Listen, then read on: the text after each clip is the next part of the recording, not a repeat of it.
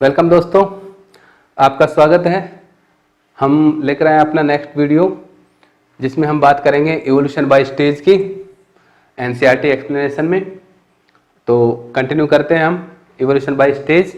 इससे पहले हमने इवोल्यूशन के बारे में कई चीज़ें पढ़ी है, जिनमें हमने थ्योरी के बारे में पढ़ा, फॉसिल्स के बारे में पढ़ा, होमोलोगस ऑर्गन्स के बारे में पढ़ा, एनालोगस ऑर्गन्स के बारे में पढ़ा, नेचुरल सिलेक्शन के बारे में पढ़ा, कई तरह की इवोल्यूशनरी एविडेंसेस और उनके बारे में हमने जाना। अब हम इवोल्यूशन में आगे बढ़ते हैं और चलते हैं इवोल्यूशन बाय स्टेज टॉपिक के अंदर क्या कुछ दिया हुआ है। तो दोस्तों, एक क्वेश्चन दैट अराइज हेयर, यहां पर जो एक क्वेश्चन आता है, if complicated organs such as eye are selected for the advantage they provide, how can they be generated by single DNA change. देखो कितनी अच्छी बात इन्होंने बताई है कि क्या क्वेश्चन आया कि इफ कॉम्प्लिकेटेड ऑर्गन्स, अगर हम कॉम्प्लिकेटेड ऑर्गन की बात करें, चाहे वो कोई भी हो, यहां पर एग्जांपल लिया गया सच एज द आई, जैसे कि आंख एक कॉम्प्लिकेटेड ऑर्गन्स है। आप सभी जानते हो इतनी सिंपल नहीं है। स्ट्रक्चर ऑफ आई आप पढ़ चुके हो फिजिक्स में या पढ़ने वाले हो, तो आप वहां देखेंगे कि वो एक सिंपल स्ट्रक्चर नहीं है। कॉम्प्लिकेटेड ऑर्गन्स जैसे कि आंख का एग्जांपल लिया है, are selected for the advantages they provide, अगर इन्हें कुछ विशेषता प्रोवाइड करने के कारण सेलेक्ट किया गया है, यानी कि by the nature, how can they generated by single DNA change.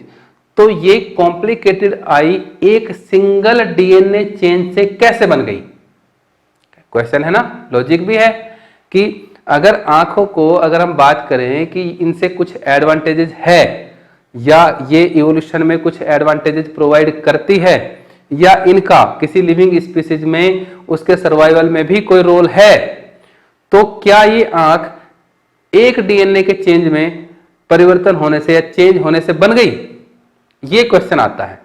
तो उसी को आगे चलते हैं। Surely such complex organ will be created bit by bit over generation. तो हम यहां पर कह सकते हैं निश्चित तौर पर यह कॉम्प्लेक्स ऑर्गन एक बार नहीं बनकर बिट बाय बिट, यानी कि थोड़ा थोड़ा बना होगा।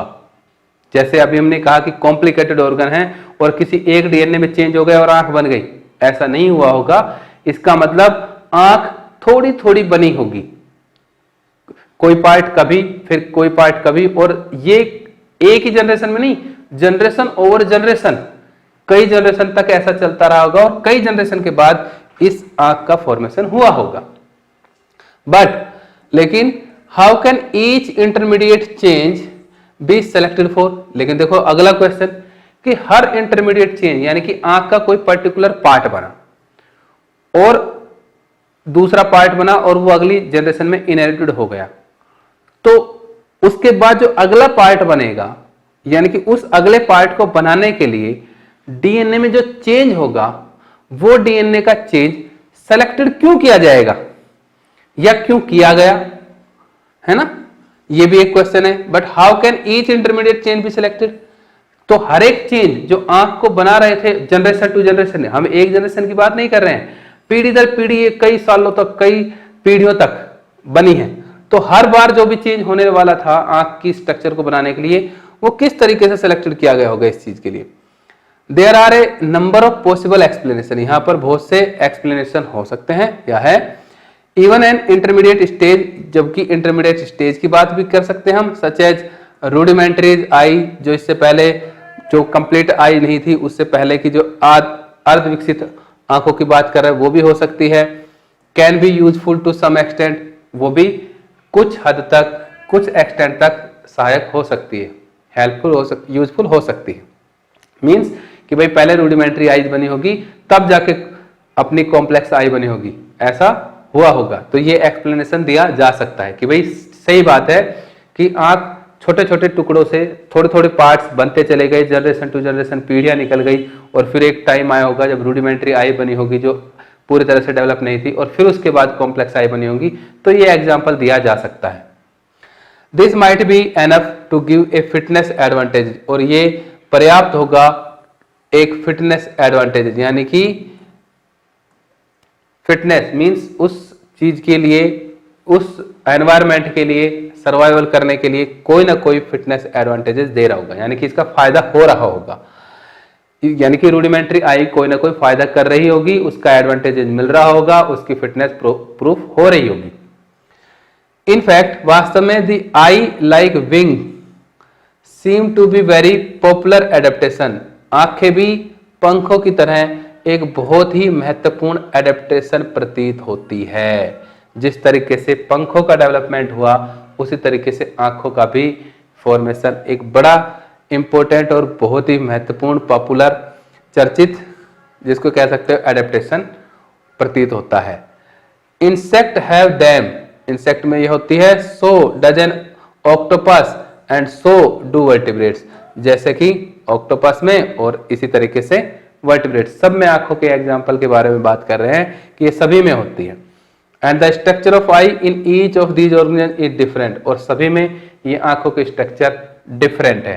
Enough for them to have separate evolutionary origin, जो पर्याप्त है इनको सेपरेट यानी कि अलग इवोल्यूशनरी ओरिजिन को प्रूव करने के लिए। यानी कि अगर ऑक्टोपस, इंसेक्ट, वर्टिब्रेट के अंदर आंखों की स्ट्रक्चर अलग अलग है, आंख डिफरेंट ओरिजिन है, तो ये पर्याप्त है इस चीज को प्रूव करने के लिए कि सभी ऑर्गेनिज्म में आंखों की उत्पत्ति, आईज का फॉर्मेशन और इससे जुड़े जैसे कॉम्प्लेक्स ऑर्गन की बात कर रहे थे, वो अलग अलग तरीके से इवोल्व हुआ होगा। इवोल्यूशनरी रिलेशनशिप को प्रूव किया जा सकता है, उनके अलग ओरिजिन को प्रूव किया जा सकता है इनकी अलग अलग स्ट्रक्चर के द्वारा।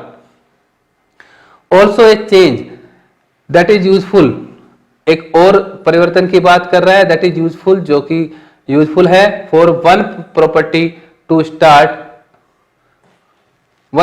To start with can become useful later for quite different function, जिसके का मतलब एक ऐसा कैरेक्टर जो यूजफुल है और जो किसी एक प्रॉपर्टी से शुरू हुआ और कुछ डिफरेंट होने के बाद, कुछ चेंजेस होने के बाद डिफरेंट फंक्शन के लिए भी वो यूजफुल हुआ। जैसे फीदर्स की बात कर रहे हैं, for example can start out as providing insulation in cold weather, जैसे कि क्या कह रहा है कि ऊपर की लाइन के अकॉर्डिंग कि भाई कोई एक ऑर्गन था, वो दूसरे किसी काम के लिए जब मॉडिफाइड हुआ तो यूजफुल हो सकता है। ऐसा नहीं है कि वो केवल एक ही काम कर रहा हो, कोई एक ऑर्गन था और वो दूसरे काम के लिए भी इंपॉर्टेंट यूजफुल हो सकता है। इसने एग्जांपल लिया कि भाई विंग्स हैं, है ना, for example we start providing the insulation, for example feathers, पंख की बात कर रहा है।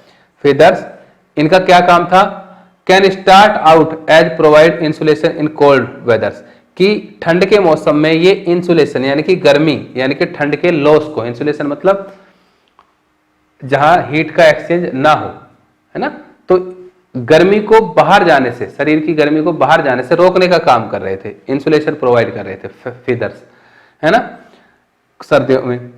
बट लेटर, लेकिन बाद में they might becomes useful for flight, और ये उड़ने के लिए भी काम आने लग गए। तो इसमें पहले लाइन में यही बताया कि ये ऐसा नहीं है कि कोई एक ऑर्गन था वो एक ही काम कर रहा हो, वो एक ऑर्गन किसी दूसरे काम को करने के लिए भी यूजफुल हो सकता है। जैसा फीदर है सर्दियों के अंदर ठंड से बचने के लिए इंसुलेशन का काम कर रहा था, लेकिन बाद में क्या हो गया, उड़ने में हेल्पफुल करना बन गया, उड़ने में रोल प्ले करने लग गया, उड़ने का काम करने लग गया।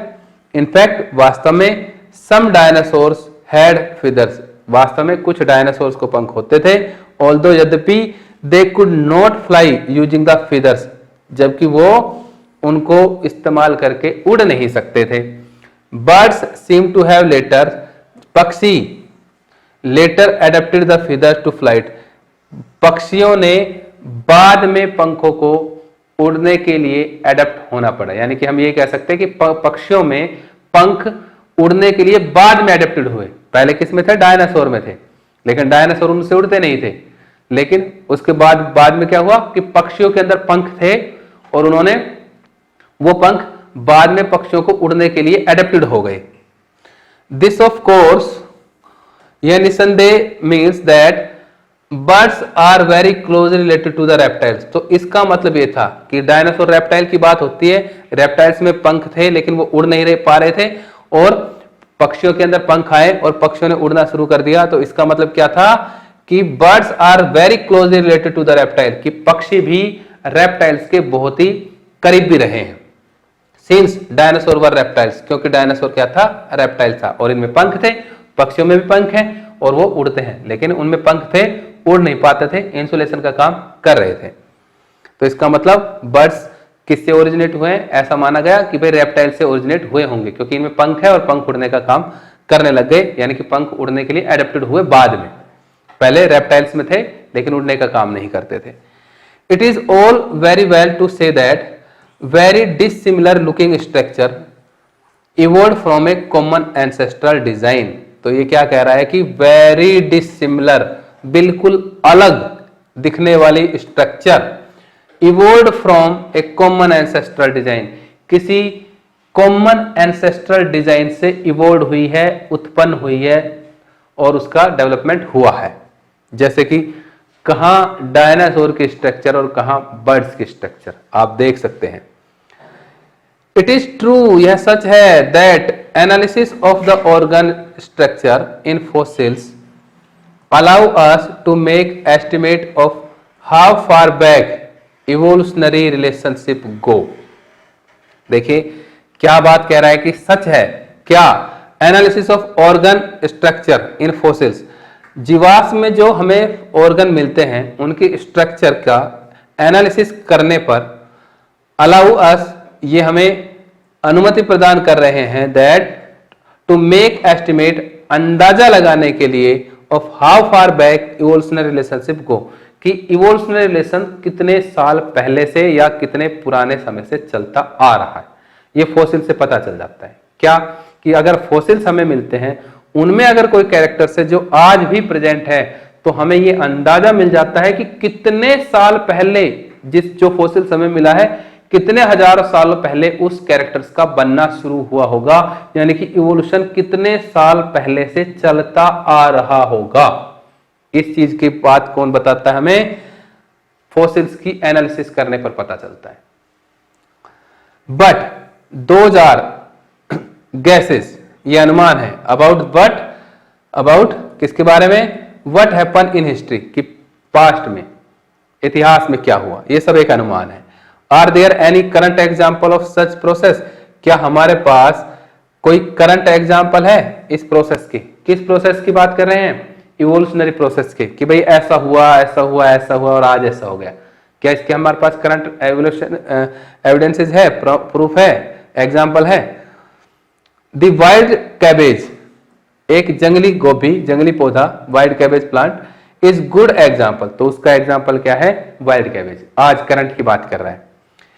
ह्यूमंस हैव, मनुष्य के पास जो है, ओवर मोर देन 2000 ईयर्स, लगभग 2000 सालों से इस वाइल्ड कैबेज को इंसान उगा रहा है। Cultivated wild cabbage as food plant, इसको खाने के लिए उगा रहा है, जंगली गोभी को। And generated different vegetable from it, और इसी वाइल्ड कैबेज से उसने अलग अलग डिफरेंट मतलब डिफरेंट वेजिटेबल बना दी बाई सिलेक्शन। सिलेक्शन का मतलब कुछ स्पेशल कैरेक्टर को सिलेक्ट किया और नई सब्जियां बना दी, नई वैरायटी डेवलप कर ली। तो इसका मतलब ये करंट का एग्जांपल है, और ये इस चीज को प्रूव करता है कि हाँ इवोल्यूशन होता है। कैसे, प्री एग्जिस्टिंग में कोई चेंज हुआ और वो चेंज एक्यूमुलेट हुआ और एक नई स्पीसीज बनी, इसका मतलब इवोल्यूशन हुआ है। प्रूव किया कैसे, this is of course artificial selection rather than natural selection. निसंदेही ये जो है आर्टिफिशियल सिलेक्शन है, जिसको नेचर ने सिलेक्ट नहीं किया, ये हमने, ह्यूमन बीइंग ने अपनी मर्जी से कुछ पर्टिकुलर कैरेक्टर्स को वाइल्ड कैबेज में सिलेक्ट करके और नई कैबेज डेवलप की, नई वैरायटी डेवलप की, नई वेजिटेबल डेवलप की, तो इसको हम आर्टिफिशियल सिलेक्शन कहते हैं। सो इसलिए some farmers have wanted to select for very short distance. अब देखिए कौन कौन सी है, उनके बारे में बात करता है कि some farmers have wanted selected for very short distance between leaves. Wild cabbage के अंदर पत्तियों के बीच में अगर डिस्टेंस बहुत कम है, जैसे कि आप देखते हो बंद गोभी जिसको कहते हो, बिल्कुल ही एक के ऊपर एक के ऊपर एक लीफ होती है, यानी कि डिस्टेंस नहीं होती। And have breed the cabbage we eat, तो उसको हम क्या कहते हैं, कैबेज कहते हैं। वाइल्ड कैबेज से क्या बनाया, कैबेज। कब, जब distance between the two leaves are very short.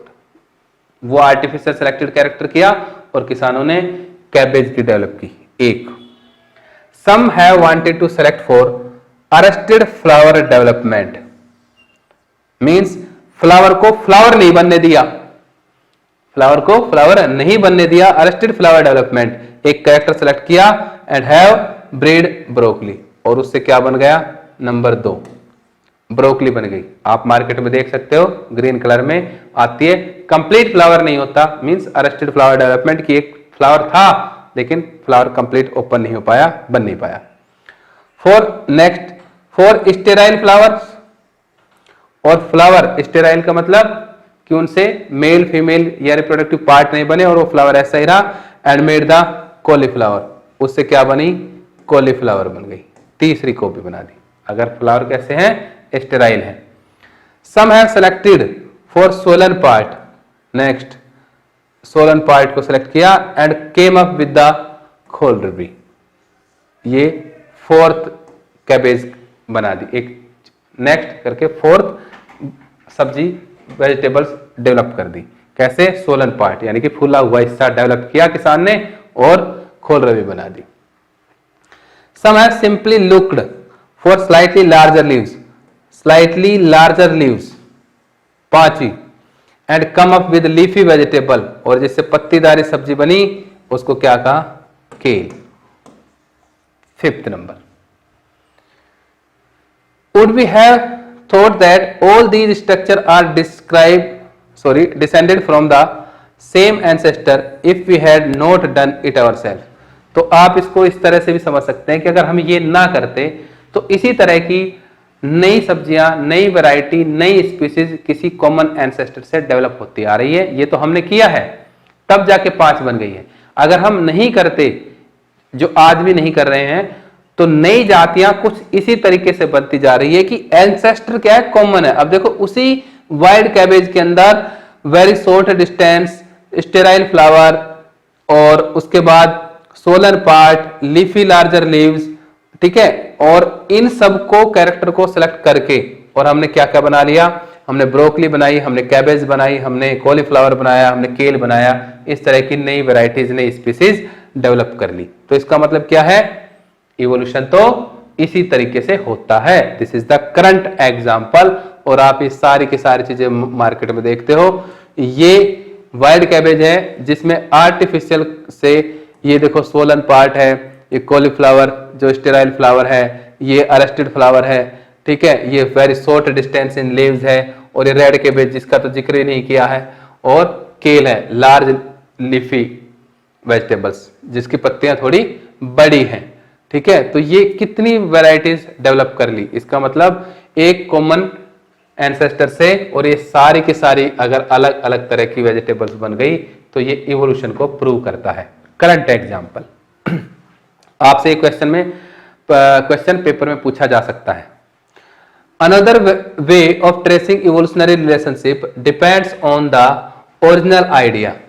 और भी है another way of tracing evolutionary relationship की जो उद्विकास के संबंध को ट्रेस करने के और भी तरीके हैं, या डिपेंड करता है ओरिजिनल आइडिया पे, दैट वी स्टार्टेड विद, जिसके साथ हम शुरू करते हैं। जैसे that idea was that change, वो आइडिया है, वो आइडिया था कि change in DNA during reproduction are the basic event in the evolution. और वो आइडिया क्या था कि डीएनए में चेंज होना सबसे महत्वपूर्ण था, कि ये सारा के सारे चेंज डीएनए में हुए हैं तब जाके बनी है।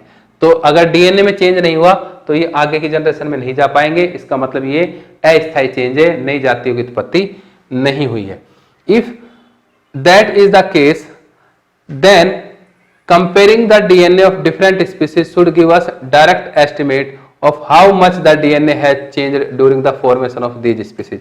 तो ये क्या कहा, तो अब इससे हम ये पता लगा सकते हैं कि अगर अलग अलग जातियों के डीएनए को अगर हम स्टडी करते हैं, ठीक है, डायरेक्ट एस्टिमेट मिलता है हमें क्या, कि अलग अलग जो स्पीसीज बनी उनके डीएनए में डीएनए हैज चेंज्ड, तो उनके डीएनए कितने एक्सटेंट तक चेंज हुए होंगे तब जाके वो अलग अलग स्पीसीज बनी है। क्यों? क्योंकि डीएनए के अंदर वो चेंज के कारण स्पीसीज है, तो वो डीएनए के चेंज दिखाई देते हैं और डायरेक्ट हम डीएनए की स्टडी करके इस चीज को पता लगा सकते हैं हाँ कि भाई इवोल्यूशन हुआ है।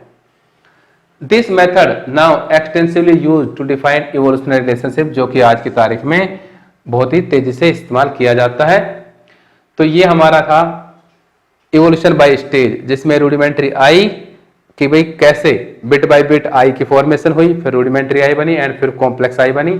किस तरीके से एक वाइल्ड कैबेज से अलग अलग चेंजेस के द्वारा कैरेक्टर्स को सेलेक्ट करके आर्टिफिशियल सिलेक्शन करके और नई वैरायटी डेवलप की गई, और इसका सारे का सार निकलता है कि ये सभी बताते हैं कि डीएनए के अंदर चेंज हुआ और नई जातियों की उत्पत्ति हुई। मॉलिक्यूलर फाइलोजेनी नेक्स्ट आता है। मॉलिक्यूलर फाइलोजेनी, फाइलोजेनी का मतलब होता है इवोल्यूशनरी रिलेशनशिप की स्टडी, और molecular means molecules. We have been discussing how change in the DNA during cell division would lead to change. अब देखो हमने क्या डिस्कस कर लिया है, या हम क्या डिस्कस कर रहे हैं, how change in the DNA, DNA के अंदर change during cell division, cell division के दौरान would lead to the change in the protein, protein के अंदर चेन को निर्धारित करते हैं, that are made from this new DNA, जो इस नए डीएनए से बनेगा प्रोटीन। किस तरीके से किसी डीएनए के अंदर होने वाले परिवर्तन उससे बनने वाले प्रोटीन के अंदर चेंज को डिसाइड करते हैं, निर्धारित करते हैं, इस बात को हम डिसाइड कर रहे हैं, पढ़ रहे हैं। Another point that has been made, दूसरा पॉइंट क्या है, that the change would accumulated, कि ये चेंज एक्यूमुलेट होते हैं from one generation to the next, हर जनरेशन से, एक जनरेशन से अगली जनरेशन, उससे अगली जनरेशन में इकट्ठे होते चले जाते हैं। Could this be used to trace the change in the DNA backward in time and find out where each change diverge from the other? तो क्या कह रहा है, ट्रेस, क्या this be used to trace the changes, क्या इनके changes को trace किया जा सकता है डीएनए, कब, बैकवर्ड इन टाइम, पीछे के समय में, and find out where each change diverge, और कहां से ये चेंज होना शुरू हुए एक जाति से दूसरी में, है ना, कि भाई कब से चेंज होना शुरू हुए और कहां से ये चेंज अगली जनरेशन में यानी कि इनका फैलना शुरू हुआ। Molecular phylogeny does exactly this, molecular phylogeny यही बताती है कि ये चेंज किस जनरेशन से होना शुरू हुआ और कब जाके नई स्पीसीज बनना शुरू हुआ, कब जाके उससे अलग अलग डाइवर्जेंस शुरू हुए। This approach is based on the idea that, और ये अप्रोच किस आइडिया पे डिपेंड करती है, organism which are more distantly related will accumulate a greater number of difference in their DNA, कि जो वह स्पीसीज, जो इंडिविजुअल जितना ज्यादा डिफरेंट है एक दूसरे से, इसका मतलब उनके अंदर डीएनए के चेंज उतनी ही ज्यादा सालों से एक्यूमुलेट हुए होंगे। समझे नहीं, इसका मतलब यह है कि अगर आज हम अपना एग्जाम्पल लें, हमारे से नेक्स्ट जनरेशन के अंदर अगर डीएनए में बदलाव हुआ तो अगली जनरेशन में उस बदलाव का कोई स्पेशल इफेक्ट नहीं दिखाई देगा, फिर उससे अगली में, फिर नेक्स्ट, फिर नेक्स्ट, फिर नेक्स्ट, और पता नहीं कितनी डिफरेंसेस जनरेशन जाने के बाद वो सारे के सारे चेंज किसी एक जनरेशन में इकट्ठे होंगे और फिर जाके एक नई स्पीसीज बनेगी। वो बनने वाली नई स्पीसीज कितनी हजारों लाखों सालों, लाखों पीढ़ियों के बाद बनेगी, हजारों लाखों सालों बाद बनेगी, उसके अंदर जो चेंज है वो जितने ज्यादा डिफरेंट है, इसका मतलब डिफरेंट क्यों है, क्योंकि उन्होंने उतना ही ज्यादा टाइम लिया हमसे और उस समय की स्पीसीज बनाने में। ठीक है, इसका मतलब जो जितना ज्यादा डिफरेंस है, इसका मतलब वो उतने ही पुराने चेंजेस से बना हुआ है, उसमें उतना ही समय लगा है बनने में, ये है इसका अर्थ। Such studies trace the evolutionary relationship, ये इवोल्यूशनरी रिलेशनशिप को कहां पर ट्रेस करती है, and it has been highly gratifying to find that, उनको अच्छी तरीके से ढूंढती है, that the relationship among different organisms shown by molecular phylogeny, जो कि अलग अलग ऑर्गेनिजम्स में मॉलिक्यूलर फाइलोजेनी के बेसिस पर दिखाई देते हैं, मैच द क्लासिफिकेशन, और फिर उनसे मैच मिलाया जाता है क्लासिफिकेशन स्कीम से, that we learn in class 9th, और जो कि हम 9th क्लास में पढ़ चुके हैं। यानी कि मॉलिक्यूलर फाइलोजेनी इन सभी चेंजेस की बॉटम में जाती है, उनके जहां से चेंजेस हुआ है उन पर जाती है, उनको ट्रेस करती है, और फिर आगे आने वाली जितनी भी जनरेशन है उन सब में उसका रिलेशनशिप स्थापित करती है। ये मॉलिक्यूलर फाइलोजेनी है, ये ब्रांच है, और फिर उनका रिलेशन स्थापित करती है क्लासिफिकेशन के साथ कि किस तरीके से उनको हमने अलग अलग ग्रुप में क्लासिफाई किया है, जो कि हम 9th क्लास में पढ़ चुके हैं क्लासिफिकेशन के बारे में। तो दोस्तों उम्मीद करते हैं आपको वहां तक समझ में आया होगा। इसके बाद ये क्वेश्चंस हैं, इनके आंसर हम अपनी ऐप पर भी डाल चुके हैं, आप हमारी ऐप को देख सकते हैं। Evolution should not be equated with progress. Progress मतलब प्रगति, उन्नति के साथ। इक्वेटेड समाज नहीं किया जा सकता। इस पे चलते हैं। In an exercise of tracing the family tree, अगर हम किसी फैमिली ट्री के बारे में बात करें, ऑफ स्पीसीज, किसी स्पीसीज के फैमिली ट्री के बारे में बात करें, उसकी स्टडी, उसके कैरेक्टर को ट्रेस करें, we need to remember certain thing, हमें कुछ चीजों को ध्यान रखना पड़ेगा। क्या? Firstly there are multiple branches possible at each, यहां पर एक से ज्यादा ब्रांचेस संभव है। At each every stage of this process, हर एक स्टेप पर, हर प्रोसेस पर एक से ज्यादा ब्रांच संभव है। इसके बाद so it is not as if one species is eliminated to give rise to new one. So इसलिए इट इज नॉट एज, ये ऐसा नहीं है, इफ वन स्पीसीज एलिमिनेटेड, एक स्पीसीज खत्म हो जाएगी तो दूसरी क्या हो जाएगी? उत्पन्न हो जाएगी। ऐसा नहीं कि एक स्पीसीज खत्म हो गई और दूसरे पैदा हो गई, नहीं। A new species has emerge, एक नई स्पीसीज क्या हो जाती है? इमर्ज होती है, बनती है, उत्पन्न होती है। But that does not necessarily mean, उसका ये बिल्कुल आशय नहीं है, like the beetle example we have been thinking about, जो कि हमने बीटल एग्जाम्पल के बारे में पढ़ा था या उसके बारे में सोचा था, that old species will disappear, कि पुरानी स्पीसीज लुप्त हो जाएगी। जैसे रेड की बात कर रहे थे, रेड बीटल डिसअपियर हो रहे थे, ऐसा नहीं है कि रेड डिसअपियर हो जाए और उसके बाद ग्रीन और ब्लू डेवलप हो, नहीं। मींस पुरानी स्पीसीज भी एग्जिस्ट रहेगी, उसके अंदर चेंज से नई स्पीसीज बन जाएगी, लेकिन उसका मतलब ये नहीं है कि नई बनने वाली स्पीसीज के कारण जो प्री एग्जिस्टिंग स्पीसीज है वो लुप्त हो जाएगी, नहीं, जो है वो चलती रहेगी। कैरेक्टर का एक्यूमुलेशन से, चेंज के जो एक्यूमुलेशन से नई स्पीसीज बन सकती है, बनती है, बन सकती है नहीं, बनती ही है। It will all depends on the environment, ये सब किस पे डिपेंड करता है? एनवायरमेंट पे। Also it is not as, ये ऐसा भी नहीं है, if the newly generated species are in any way better than the older one, और ये भी बिल्कुल नहीं कहा जा सकता कि नई बनने वाली स्पीसीज पुरानी वाली स्पीसीज से हमेशा बेटर हो, ऐसा भी नहीं कहा जा सकता कि भाई कैरेक्टर में चेंज हो रहा है, चेंज एक्यूमुलेट हो रहे हैं, तो बनने वाली नई स्पीसीज इस पुराने वाली स्पीसीज से बेटर ही बनेगी, ऐसा भी नहीं किया कहा जा सकता, ऐसा भी नहीं हो सकता। It is just that natural selection, ये केवल प्राकृतिक वर्ण है जो नेचर सेलेक्ट करती है।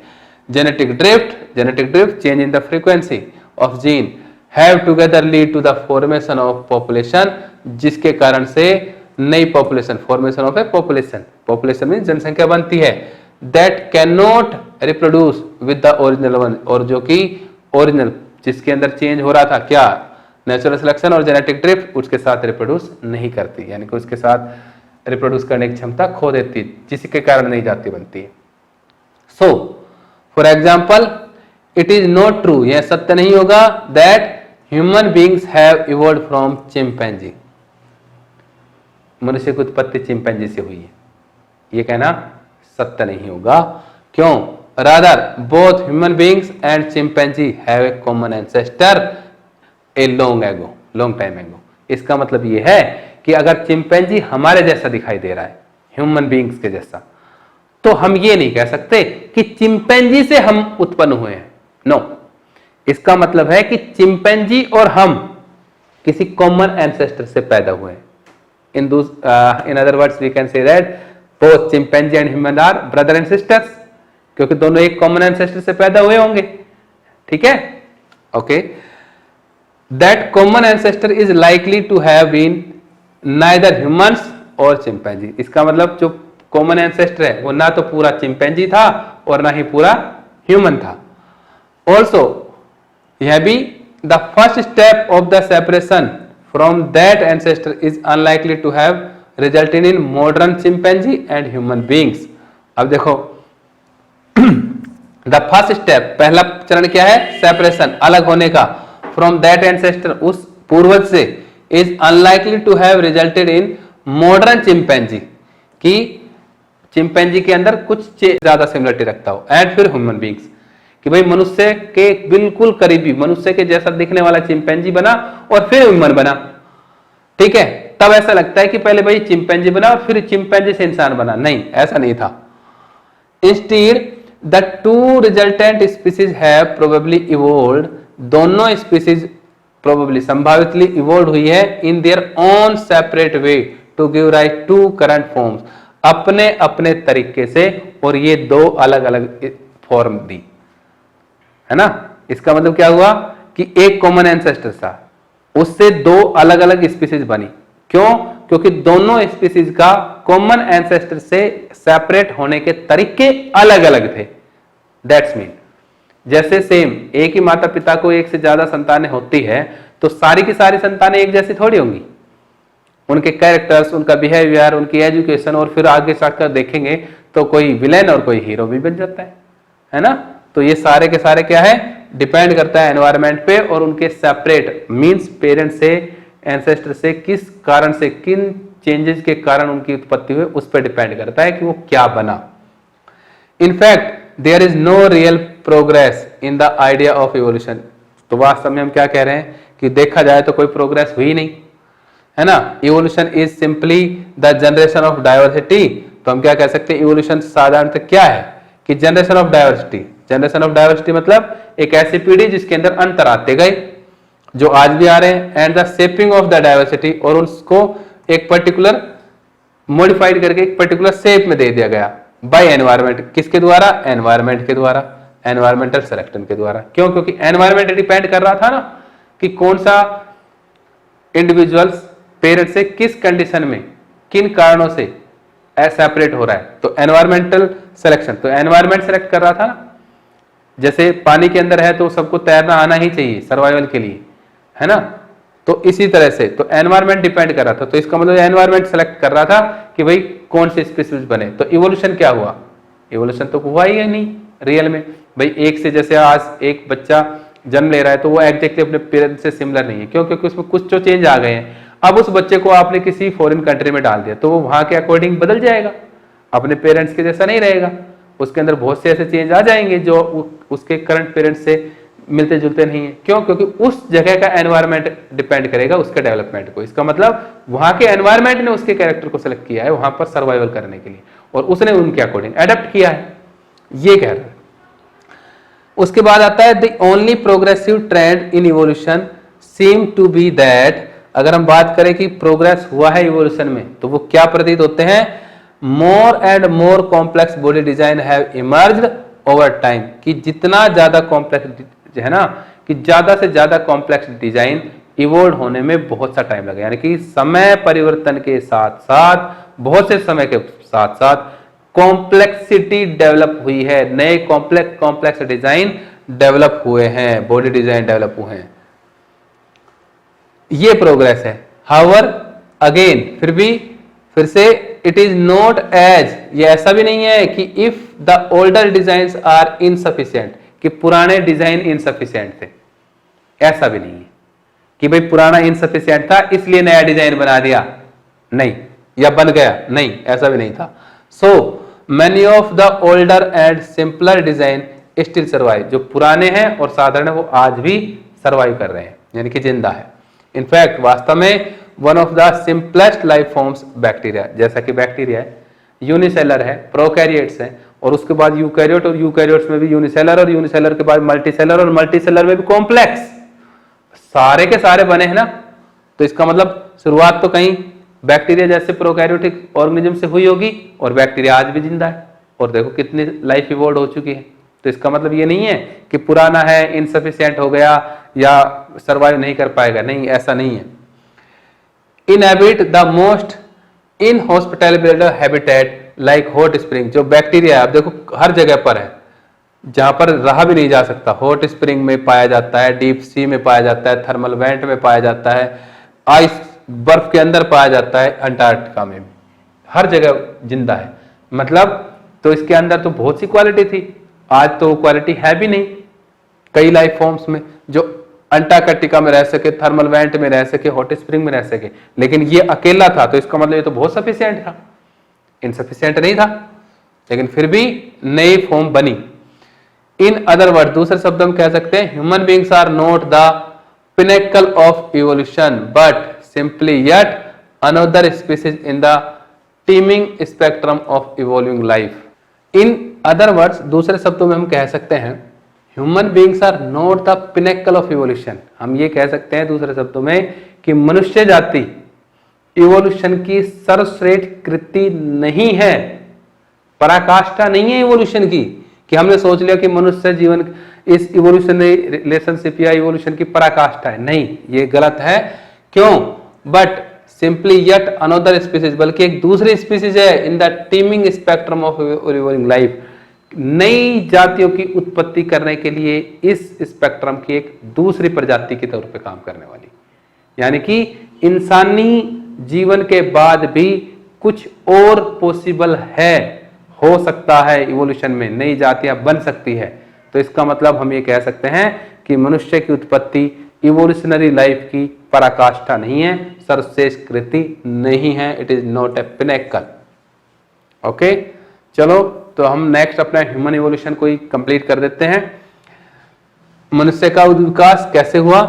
The same tools for tracing evolutionary relationship, वही सेम टूल्स, विधि जो इवोल्यूशनरी रिलेशनशिप को जानने के लिए हम इस्तेमाल करते हैं, एक्सपेक्टिंग, खुदाई, टाइम डेटिंग, काल निर्धारण यानी कि उनकी उम्र का निर्धारण करना, स्टडिंग फॉसिल्स, फॉसिल्स की स्टडी करना, as well as determining the DNA sequence, DNA sequence का निर्धारण करना यानी कि डीएनए के बारे में जानना, हैव बीन यूज्ड, ये इस्तेमाल किए जाते हैं for studying human evolution, human evolution को, मनुष्य के उद्विकास को जानने के लिए।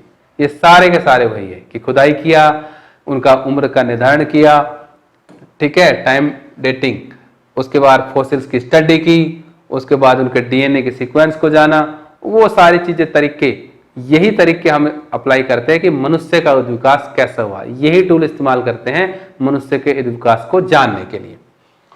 देयर इज ग्रेट डाइवर्सिटी, यहां पर एक बहुत ही ग्रेट भिन्नता है ऑफ ह्यूमन फॉर्म्स, मनुष्य की फॉर्म्स में, मीन्स अवस्थाओं में, एंड फीचर्स, कैरेक्टर्स में, अक्रॉस द प्लेनेट, पूरे ग्रह पर। और वो क्या है भिन्नता है मनुष्य के विकास में? So much so that for long time people use to talk about human race, और ये सारे के सारे इन भिन्नताओं के कारण मनुष्य की दौड़, रेस के बारे में बात करते हैं। क्या? Skin colour use to the commonest way of identifying these called races, और इस रेस में जो बात करते हैं क्या कि मनुष्य की अलग अलग फॉर्म्स के बारे में, तो उनमें सबसे कॉमन वे क्या है? Identifying their skin colour, skin colour के ऊपर बात करते हैं। क्या? सम वर कॉल्ड येलो, कुछ येलो, कुछ ब्लैक, व्हाइट और ब्राउन। जैसे हम पढ़ते आए हैं हिस्ट्री के अंदर कि गोरे लोग और काले लोग, Indians black and British white. A major questions, एक बहुत महत्वपूर्ण और मुख्य क्वेश्चन क्या है? डिबेटेड, बहस का है, फॉर ए लॉन्ग टाइम, हमेशा से, लंबे समय से, have these apparent group evolved differently, क्या ये अलग अलग ग्रुप डिफरेंटली इवोल्व हुए? जो ऊपर बात किया, जो गोरे लोग अलग इवोल्व हुए, ब्लैक अलग इवोल्व हुए, अलग अलग डिफरेंटली, यानी कि अलग अलग तरीके से इवोल्व हुए या एक ही तरीके से, ये हमेशा एक बहस का मुद्दा रहा है। ओवर रिसेंट ईयर, कुछ रिसेंट ईयर में, the evidences has become very clear, जो एविडेंस, प्रूफ थे वो बिल्कुल क्लियर करते हैं। क्या? द आंसर इज दैट, और उनका उत्तर देते हैं क्या? There is no biological basis to the notion of human race, कि यहां पर जीवन, biological, there is no biological basis, कि यहां पर कोई भी जैविक आधार नहीं है इस चीज का। किसका? कि गोरे पहले हुए होंगे या बाद में हुए होंगे, ब्लैक बाद में हुए होंगे या पहले हुए होंगे, ये पहले हुआ होगा या वो पहले हुआ होगा, इसके कोई बायोलॉजिकल आधार नहीं है। All humans are single species, सारे के सारे एक सिंगल स्पीसीज हैं। ऐसा नहीं है कि गोरे या काले कोई पहले पैदा हुआ होगा, इवोल्व हुआ होगा, नहीं, वो एक ही स्पीसीज है, वो एक ही समय पर इवोल्व हुआ है, उसी के अंदर एनवायरमेंट के अकॉर्डिंग चेंज आते गए। नॉट ओनली दैट, न केवल ये, regardless of where we have lived for the past few thousand years we all come from the Africa. और क्या कहते हैं कि हम सारे अफ्रीका से आए, यानी कि जीवन की उत्पत्ति, ह्यूमन बीइंग की उत्पत्ति कहां पर हुई है? अफ्रीका में हुई है, और अफ्रीका से फैले हैं। The earliest member of the human species, मनुष्य जाति का सबसे पहला मेंबर, जिसको होमोसेपियन कहते हैं, can be traced there, Africa के जंगलों के अंदर पाया गया था, वहां पर ट्रेस किया गया था। और जेनेटिक फुटप्रिंट, और हमारे जेनेटिक मतलब जेनेटिक फुटप्रिंट, पदचाप, can be traced back to our African root, हमारी अफ्रीकन रूट को, यानी कि अफ्रीका के अंदर जन्म लेने की को प्रूफ करते हैं, यानी कि हमारे जीन में इस चीज के प्रूफ है कि origin of human beings occurs at the Africa. A couple of hundreds thousand years ago, means एक जोड़ा जो सैकड़ों हजारों साल पहले, some of our ancestor left Africa, उन्होंने अफ्रीका को छोड़ा, हमारे पूर्वजों ने, वाइल अदर स्टेड, और कुछ वहीं पर रह गए। While the resident spread across the Africa, जैसे जैसे अफ्रीका के रेजिडेंट्स स्प्रेड हुए, दुनिया में फैले, the migrant slowly spread across the planet, और माइग्रेंट जाने वाले क्या थे, वो भी ग्रह के ऊपर फैल गए। From Africa to West Asia, कहां से? अफ्रीका से वेस्ट एशिया में, देन टू सेंट्रल एशिया, फिर Eurasia, South Asia, East Asia, यानी कि कुछ वहां रह गए अफ्रीका में। अफ्रीका से निकलने वालों को माइग्रेंट कहा गया। माइग्रेंट इस ग्रह पर, धरती के पर अलग अलग जगह पर फैले, और फैलने की जगहों के जिक्र यहां पर किए गए हैं।